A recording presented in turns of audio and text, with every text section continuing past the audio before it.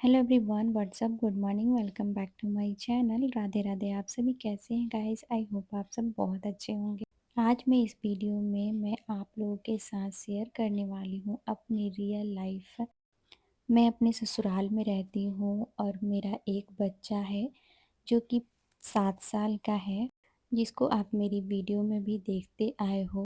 मेरे बेटे का नाम रियांश है, जो कि बहुत ही प्यारा नाम है।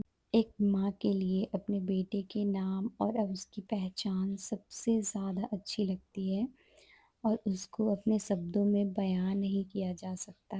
और ये नाम की बात करी तो मुझे याद आ गई कि ये नाम मेरे हस्बैंड रखे।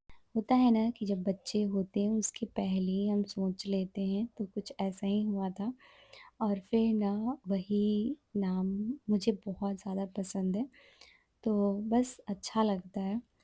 तो जी, आज मेरे बेटे की थोड़ी-सी तबीयत ख़राब है और सच बताऊँ आज मेरा मन कुछ भी नहीं कर रहा है करने का। मैं बहुत उदास सी फ़ील कर रही थी कि मैं आज चलो कुछ नहीं करते हैं। वैसे ही मेरी दिनचर्या सुबह साढ़े 4 बजे खुल जाती है नींद, और वो उसी टाइम से शुरू हो जाती है। आप लोग को तो पता ही है कि मॉर्निंग का स्कूल चल रहा है सभी बच्चों का। मैं रियांश को स्कूल नहीं भेजी हूँ। ऐसा होता है ना कि फिर मैं सोचती हूँ कि हल्की-सी भी तबीयत ख़राब हो जाए तो फिर मैं बच्चों को भेजना नहीं चाहती हूँ स्कूल। मुझे डर सा लगता है कि ज़्यादा कहीं ख़राब ना हो जाए। फिर छोटे बच्चों के साथ ना घर को सँभालना और बाहर भी देखना बहुत मुश्किल हो जाता है। साथ में मेरे हस्बैंड भी नहीं रहते हैं, वो दूर रहते हैं, तो फिर ये हो जाता है कि सब कुछ देखना फिर ना बहुत मुश्किल सा लगता है और मुझे बहुत ज़्यादा डर लगता है कि फिर ना मुझे परेशानी ज़्यादा झेलनी पड़ेगी। फिर हम उस हिसाब से करते हैं। तो मैं एक दिन के लिए बाबू को रेस्ट देती हूँ कि घर पे रहने के बाद ना सही रहता है, और फिर सारे काम भी मैं देख लूँगी, साथ में बच्चों की भी केयर हो जाएगी। तो रियांश को मैं आज स्कूल नहीं भेजी हूँ। जब बच्चों की थोड़ी-सी भी तबीयत ख़राब हो जाए ना, तो लगता है ना कि बच्चे नहीं खा रहे हैं, क्या ऐसा मैं खिला दूँ कि बच्चे खुश हो जाएँ और अच्छे से खा लें। तो फ़ीवर में तो ऐसा होता है ना, कुछ भी खाने का मन नहीं होता है। साथ में ज़ुकाम भी है, तो फिर ना कुछ भी खाने का मन नहीं हो रहा है। तो मैं आज बाबू की पसंद की खीर बनाई हूँ, जो कि बाबू को मेरे बहुत पसंद है। खीर जैसे ही ठंडा होता है ना, फिर मैं बाबू को खिला दूँगी, गरमा-गरम नहीं खिलाऊँगी। और इधर मैंने आलू बॉयल होने के लिए रखा था, तो फिर आलू भी बॉयल हो गया है। तो इसे मैं ना छील के अच्छे से रख देती हूँ। आज बाबू की पसंद की स्वादिष्ट नाश्ता रेडी करने वाली हूँ, जो कि बहुत ज़्यादा पसंद है। तो घर पे है ना, तो फिर बच्चों को खिलाने में भी अच्छा लगता है। जो सच बताऊँ तो एक माँ की ममता ही होती है ऐसी, कि बच्चों को क्या पसंद है, नहीं पसंद है, ये सारी चीज़ें एक माँ को समझ आ जाती हैं। तो यहाँ पे अभी तो मैं खीर खिला देती हूँ, उसके बाद मैं बनाऊँगी डोसा, जो कि ना बहुत ज़्यादा पसंद है। जब बच्चे बीमार हो जाते हैं ना, तो घर को सँभालना और फिर बच्चों को सँभालना दोनों बहुत मुश्किल हो जाता है। ख़ासकर छोटे बच्चों के साथ मैं अपने घर को, परिवार को किस तरह सँभालती हूँ, आज मैं इस वीडियो में आप लोगों को बताने वाली हूँ। अकेली माँ होने का मतलब ये नहीं कि आपको एक ही समय आने पर नरम भी होना है और सख्त भी होना है। बच्चों को अनुशासन सिखाने के लिए खुद को अनुशासित होना पड़ता है। मेरा नियम तो सीधा है, घर के कामों को बोझ मत बनाओ, उन्हें अपनी दिनचर्या का हिस्सा बना लो। जब आप सुबह 9 बजे तक मुख्य रूप से सारे काम निपटा लेंगे ना, तो सच में उसके बाद जो समय बचेगा उसमें आप आराम कर सकते हो। मेरे साथ यही होता है कि जब बच्चों की स्कूल होती है तो मैं स्कूल भेज देती हूँ। उसके बाद ना मैं अपने घर के सारी दिनचर्या निपटा लेती हूँ, जो बेसिक काम होते हैं, जिसे हम छोड़ नहीं सकते हैं, और सुबह के कार्य हम निपटा लेते हैं। और जैसे ही बच्चे आते हैं तो उस वक़्त हम बच्चों को पूरा टाइम देते हैं। इस तरह से मेरी खुद की एक्सपीरियंस से मैं आप लोगों के साथ छोटी-छोटी चीज़ें शेयर कर रही हूँ। उसके बाद हम बच्चों को टाइम देते हैं और जब बच्चे खेलने चले जाते हैं, बच्चे सो जाते हैं, तो उस वक़्त आप शांति से अपनी पसंद की चीज़ कर सकते हो। जब हम अपने घर के काम निपटा लें ना, तो फिर बोझ समझ के नहीं, अपने घर के काम आराम से करेंगे और शांति से करेंगे। जो काम हम कर सकते हैं, जो हमारे लिए इम्पोर्टेंट है, वो काम करेंगे और ना बोझ समझ के करेंगे तो फिर ना हम बहुत ज़्यादा परेशान हो जाएँगे और वो पूरे जो 1 घंटे के काम है ना, पूरे दिन लग जाएँगे। बच्चों को अनुशासन में लाने के लिए हमें पहले तो खुद अनुशासित होना पड़ता है। उसके लिए हमें छोटी-छोटी चीज़ें भी अपनानी होती है, जैसे एक सुबह की टाइमिंग, सुबह के हम नियम तैयार करते हैं, एक टाइम टेबल बनाते हैं, डायरी मेंटेन करते हैं कि हाँ, हमें सुबह 6 बजे उठना है। मैं तो सुबह साढ़े 4 बजे उठती हूँ अभी, जब मॉर्निंग की स्कूल हो रखी है तब। जब जैसे ही बच्चों की स्कूल की टाइमिंग चेंज हो जाती है, मैं अपनी उठने की टाइमिंग भी चेंज कर देती हूँ।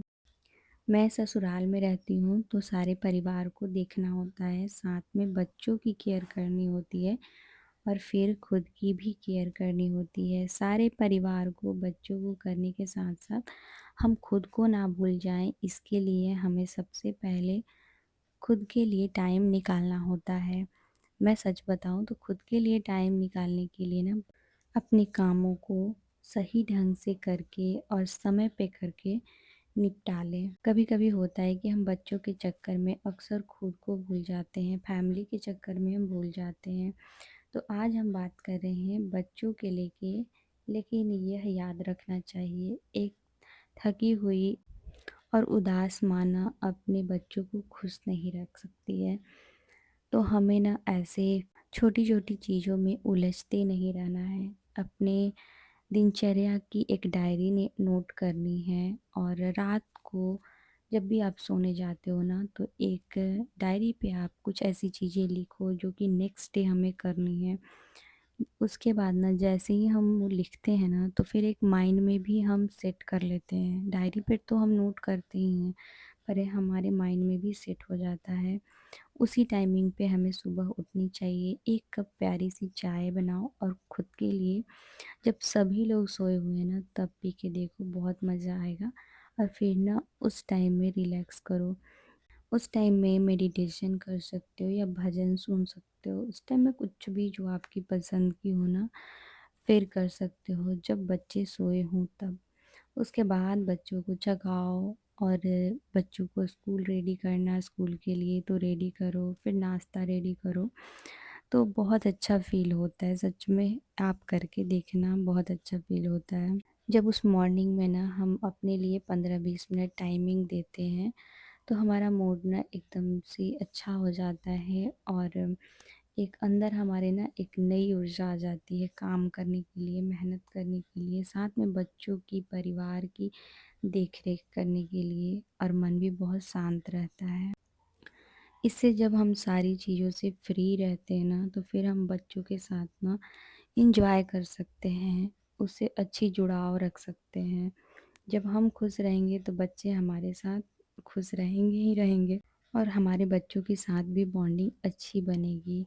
छोटी-छोटी चीज़ें जब हम ना बच्चों के साथ करते हैं, जैसे कि छोटे-छोटे गेम खेलना, बच्चों के साथ टाइम देना, बच्चों को खाना खिलाना, साथ में बच्चों को साथ में बैठाकर अपने साथ अपने से खिलाना, तो ये छोटी-छोटी जो चीज़ें होती हैं ना, वो हमारे और हमारे बच्चों के साथ ना ढेर सारा प्यार जोड़ देती है, खुशी जोड़ देती है और एक प्यारी सी कहानी बनती है। पता है बच्चों के साथ ये सारी चीज़ें करने का एक बहुत बड़ा फ़ायदा भी है।